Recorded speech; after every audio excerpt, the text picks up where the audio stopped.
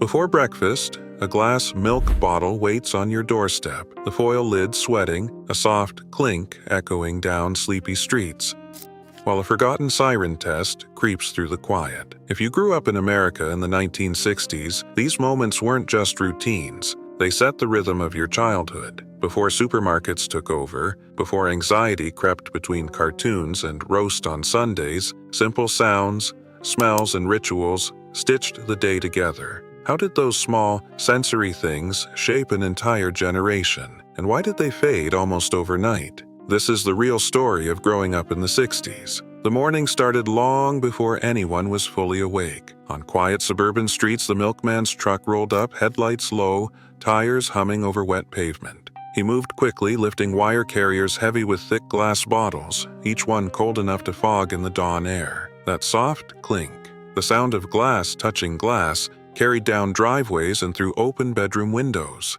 It was a small, steady signal that the day was beginning. If you were up early, you pressed your fingers to a bottle, feeling the chill, and peeled back the foil cap, careful not to tear the shiny lid. The milk inside was colder than the kitchen, a cream line floating at the top, a taste that belonged to a different era. Delivery was a neighborhood ritual. The same faces, the same exchange of coins, or a quick word at the door. In the early 1960s, nearly every doorstep in suburbia had those bottles waiting at sunrise. But by the end of the 1960s, cartons started showing up instead.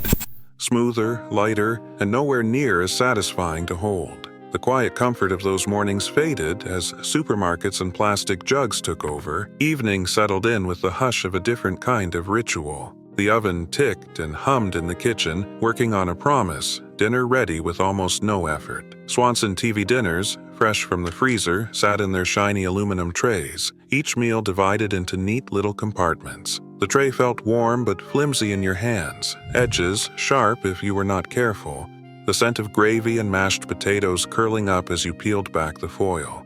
Sitting cross-legged on the carpet, you balanced the tray on a metal folding table, legs squeaking as you nudged it closer. The television glowed in the corner, black and white shadows flickering over faces. The whole family gathered in a cozy semicircle, forks clinking against metal. Salisbury steak, green beans, maybe a brownie in its own tiny square. Every bite tasted like convenience and a little bit of novelty. No one worried about sodium or preservatives. The real treat was eating together, eyes fixed on the same glowing screen, the world outside fading away. By the 70s, the boxes turned brighter and microwaves started to hum. But nothing matched the soft rattle of an aluminum tray and the quiet, shared comfort of dinner on a tray in front of the TV. Saturday mornings in the 60s belonged to kids. Before the sun crept too high, there would be a thud of cereal boxes on the kitchen counter, Frosted Flakes, Sugar Smacks, maybe Fruit Loops if you were lucky. The living room carpet became a gathering spot, pajamas and bare feet, bowls balanced on knees.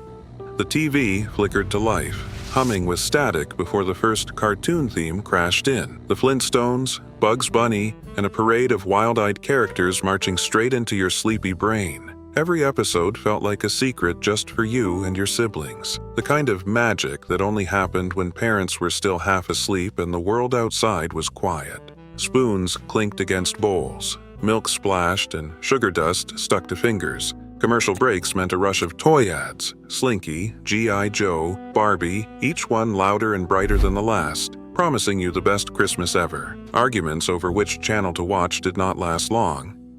There were only a couple to choose from, and everyone knew the real show was whatever came next. By the 70s, new cartoons and early cable started to crowd in. By the 90s, whole channels ran cartoons all day.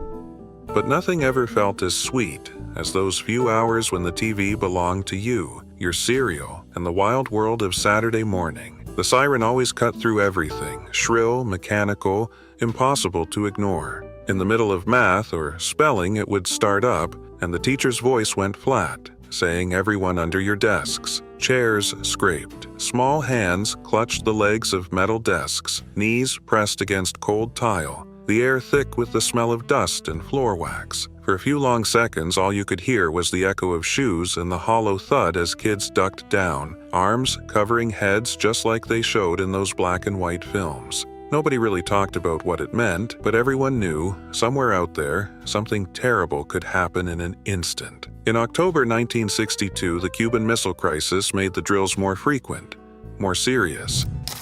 School logs from that fall show entries marked civil defense practice, but the memory lives in the pit of your stomach, a strange mix of boredom and fear. Shelves in some basements filled up with canned beans, water jugs, and boxes of saltines, just in case. The grown-ups said it was just a precaution, but you could hear the worry in their voices when they thought you were not listening.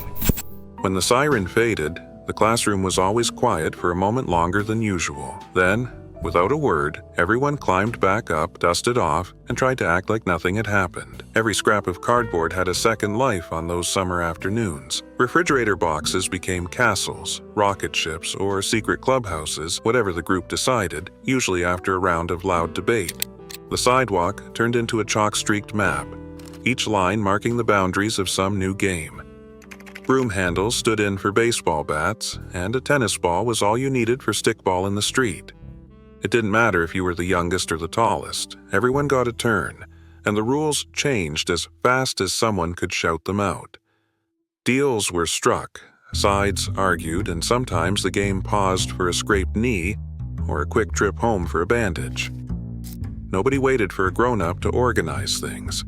If you wanted in, you just showed up, ready to run, jump, or argue your case. The freedom felt endless, the only limits set by imagination and daylight. By dinner, your hands were dusty, your knees scuffed, and your head already full of plans for tomorrow. In the 60s, this was how you learned to get along, to stand your ground, and to make your own fun. No batteries, no screens, just the wide-open world and a gang of kids with nothing but time. That jingle could cut through any summer afternoon. A bright, tinkling bell, or a crackly music box tune, drifting in before you even saw the truck. Kids would drop whatever they were doing, hearts racing, fingers digging for coins in pockets or couch cushions. Shoes half-tied, you would sprint down the sidewalk, the air heavy with heat, and the promise of something cold. The good humor man always wore white, his cap tilted just so, a small smile as he opened the freezer doors wide. Inside, rows of popsicles, drumsticks, and ice cream sandwiches lined up like treasures, each one a decision that felt huge. 5 cents for a rocket pop, maybe 10 cents for a chocolate eclair. If you were lucky, you had enough for 2. The truck itself hummed quietly, its sides painted with happy cartoons and prices you could count on one hand. Sticky fingers, melting drips running down your wrist, the shock of biting into something frozen on a sweltering day. Every sense alive and buzzing. By the mid-60s, there were thousands of ice cream trucks making daily rounds, the sound of summer commerce echoing block to block. In the 70s, the trucks changed their songs, and by the 90s, most kids found their treats behind glass doors in the freezer aisle. But nothing ever felt as thrilling as chasing that bell, coins clutched tight, hoping you would make it before the truck turned the corner. Soon, those same coin-clutching hopes would shift into circling the Sears catalog on the coffee table. The Sears catalog landed with a heavy thump on the coffee table, thick as a phone book and just as important. Each page had its own smell, a mix of ink and glossy paper that stuck to your fingers. You flipped through slowly, careful not to tear the corners, eyes wide at the color photos of toys, bikes, and shiny new gadgets. The Christmas wish book felt like the crown jewel. It always seemed to arrive just as the air turned cold, promising a world where every dream could be circled with a ballpoint pen. You grabbed the catalog before your siblings, flipping straight to the toy section, heart pounding as you drew hopeful circles around the things you wanted most. Sometimes you went back and added stars or arrows just to make sure nobody missed your hints. Parents played along, asking what looked good this year, maybe jotting down a page number or two. The catalog became a paper battlefield of wishes and negotiations, every dog-eared page a silent promise that maybe, just maybe, something from those glossy spreads would appear under the tree. By the time the 70s rolled in, shopping meant more trips to the mall and less time with catalog dreams. But for a while, all it took was the rustle of those pages to set your imagination loose and fill the house with hope. Stacks of green stamps piled up in kitchen drawers, each one a tiny promise. If you kept saving, something good was coming. Every trip to the grocery store or gas station meant more stamps, handed over by the cashier with a practiced smile. Back home, the booklet waited. Licking each stamp, you would wince at the bitter glue, then press it into the empty square, careful not to wrinkle the page. It took patience, 1,200 stamps to fill a single booklet, and sometimes the whole family pitched in, passing the sheets around the table, fingers sticky, tongues tingling. The slow march of green filled the grids, row by row, until the booklet finally snapped closed with a sense of pride. Full booklets stacked up in a kitchen drawer, proof of months of everyday errands. The real reward came on Redemption Day, when everyone bundled into the car, booklets in hand, headed to the S&H Center. There, under fluorescent lights, you would trade those hours of careful pasting for a toaster, a set of dishes, maybe even a new toy. It was a little victory, earned one stamp at a time. By the time loyalty cards and barcodes took over, that slow, sticky ritual was already fading into memory. Headlights blinked out as the sky faded from blue to deep velvet. Cars lined up on gravel lots, engines settling, windows fogging with the cool night. You would pile in with your family, pillows and blankets, maybe a bag of popcorn from home. Everyone squeezed onto bench seats, windows rolled down just enough to let the night air in. The giant white screen towered at the edge of the lot, flickering to life as dusk settled. You reached for the metal speaker and hooked it onto the window, the voice on the other end always a little tinny, sometimes buzzing with static. The first feature would start, usually something for the kids, maybe a western or a cartoon, while parents unwrapped candy bars or passed around sodas. Kids in pajamas leaned against car doors, eyelids heavy but trying to stay awake for the second movie. Past the snack bar's neon glow, you could see silhouettes of other families' laughter and whispers drifting across the lot. In 1960, there were nearly 4,000 drive-ins across the country, each one a little world of its own. That mix of fresh cut grass, buttered popcorn, and exhaust hung in the air, part of the magic. By the 70s, drive-ins were packed with teenagers and double features. By the 90s, most screens went dark, replaced by indoor multiplexes and parking lots. But if you ever watched a movie under the stars, you know there is nothing quite like it. There was one phone for the whole house, and everyone knew where it lived. Usually it sat on a little table in the hallway, right in the middle of everything, never far from a set of listening ears.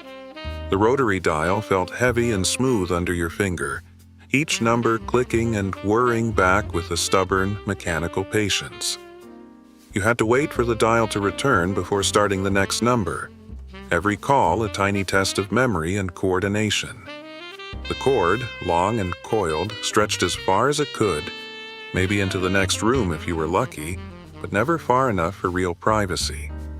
You would lean against the wall, twisting the cord around your finger, hoping your sister was not picking up in the bedroom or your brother was not listening from the stairs.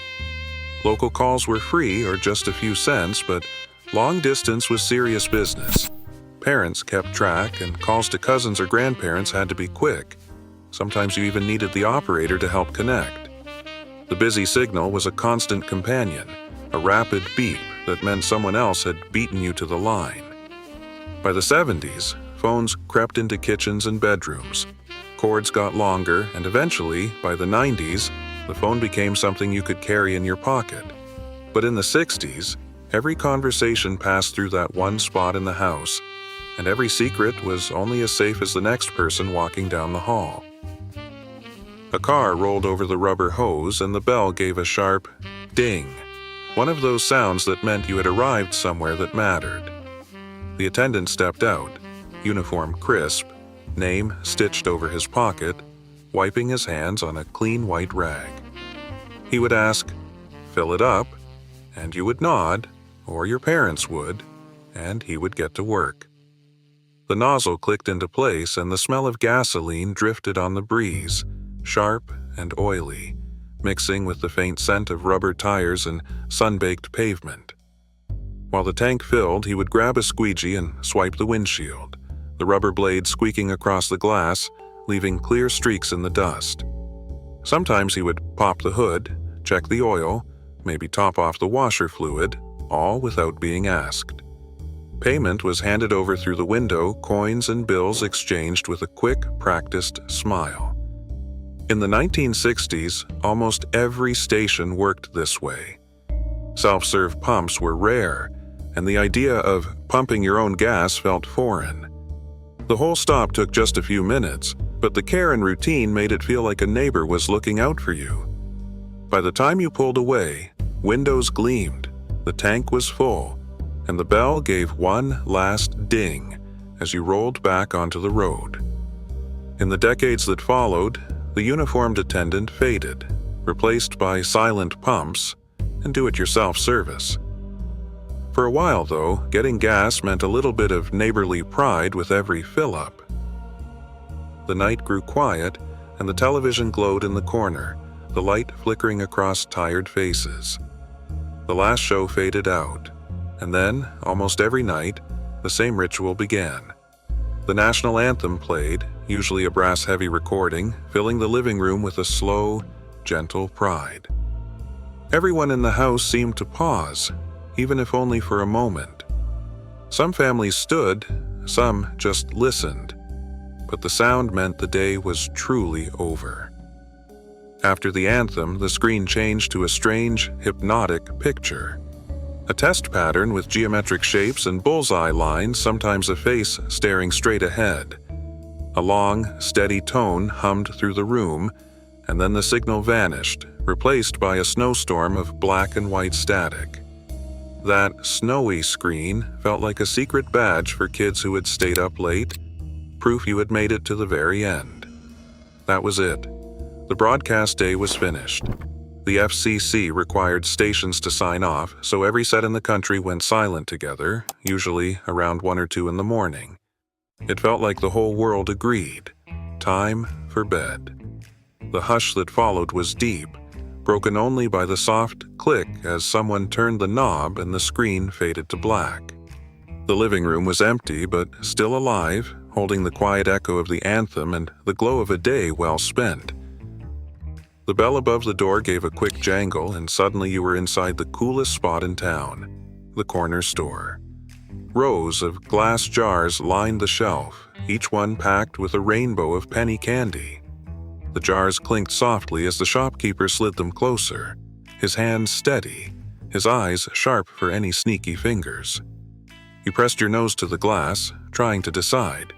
Red licorice whips, lemon drops, candy buttons stuck to strips of paper, or bazooka gum with its own comic folded tight inside. The smell was a mix of sugar, wood, and a hint of old floor polish. Every coin in your pocket felt like a ticket to freedom.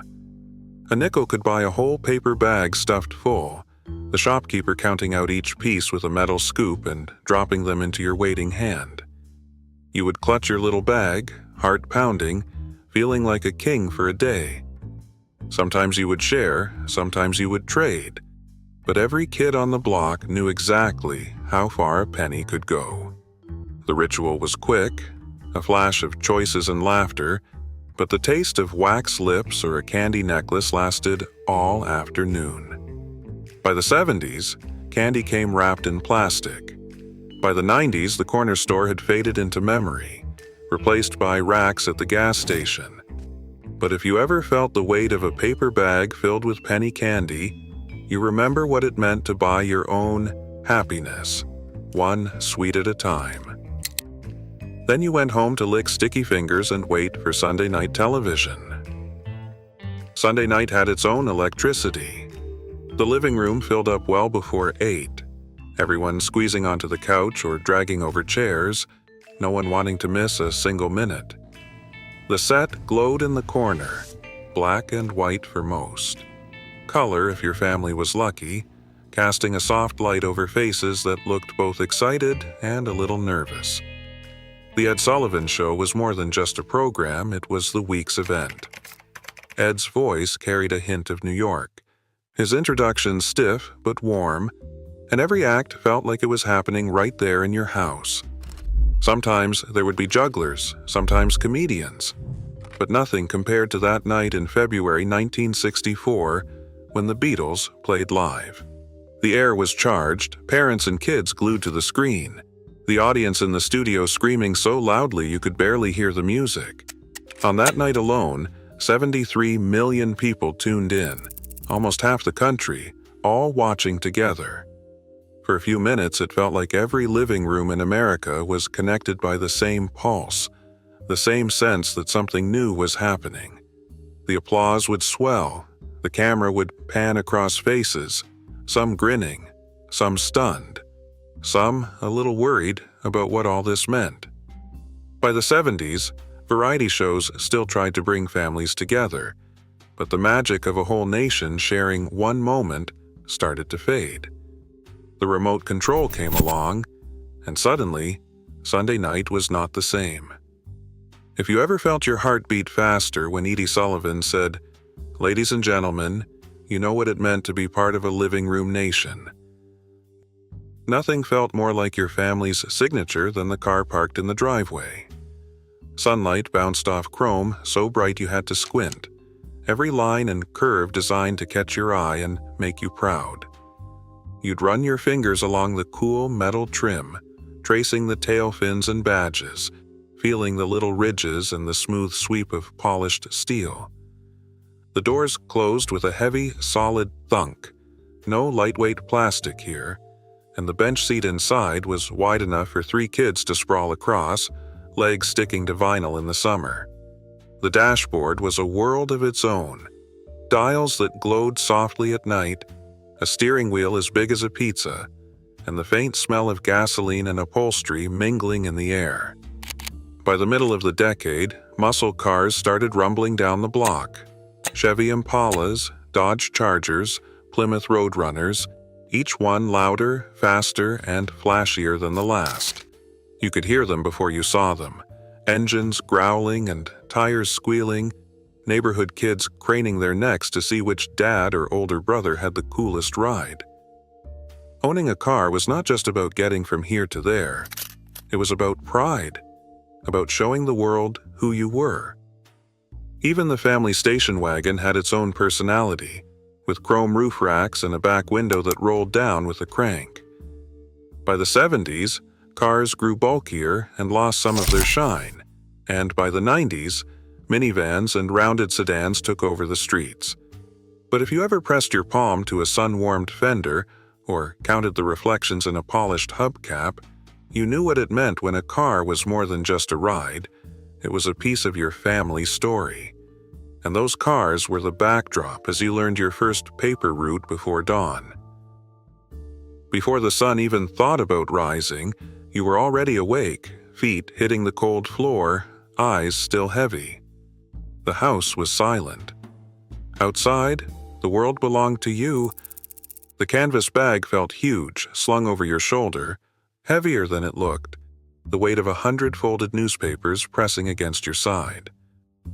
Every step out the door was a test of balance, the strap digging in, your breath making little clouds in the dark. You hopped on your bike or walked the route, tires crunching over gravel, shoes squeaking in dew-soaked grass. The air was sharp, carrying the smell of ink and newsprint, the kind of scent that stuck to your hands all day. Porch lights glowed here and there, but mostly it was just you, the street, and the steady rhythm of tossing papers toward front doors. Some landed with a quiet thud, others skittered across the porch, and every perfect throw felt like a tiny victory. Rain made the bag heavier, the papers soggy, your jacket sticking to your arms. Winter mornings bit through your gloves, but you kept going. There were customers waiting, and a missed paper meant a knock on the door later. At the end of the week, you went house to house, collecting coins and dollar bills, counting up your earnings, maybe $2, maybe $3, enough to feel rich for a little while.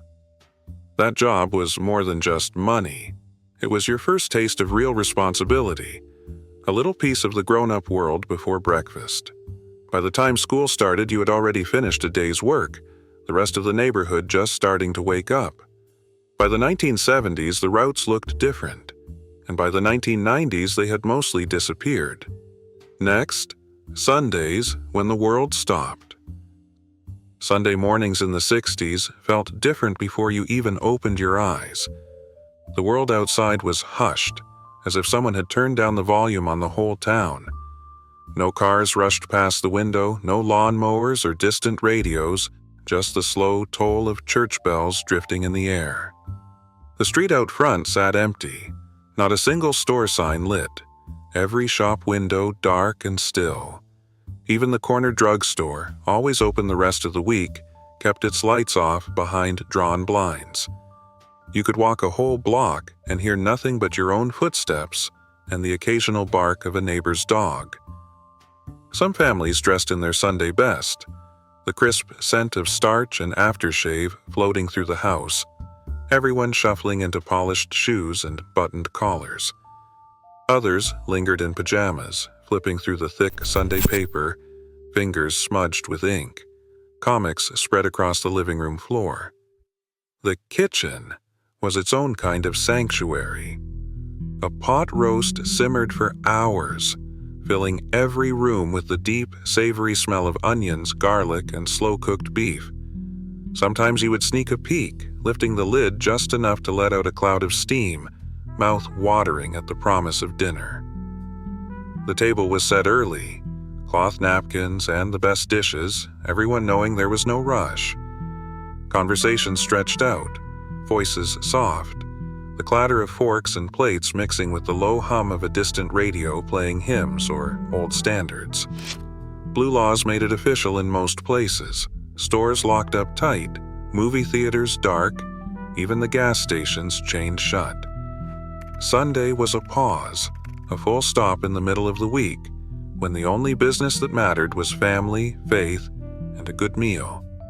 You could feel the difference in your bones, a kind of peace that settled in and stayed until the sky began to darken, and the first hints of dusk crept up the street.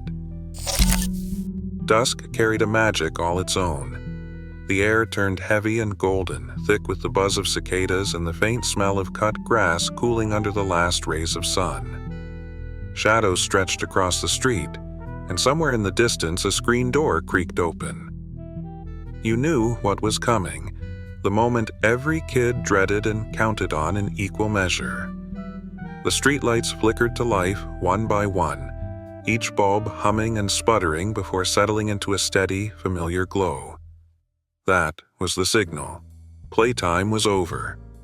You squeezed in one last sprint, one last throw, maybe a quick secret whispered to a friend before the spell broke. Shoes slapped against pavement, breath coming fast, hearts pounding with the thrill of squeezing every second from the day. Parents' voices floated out, sometimes sharp, sometimes sing-song, always unmistakable. Time to come in.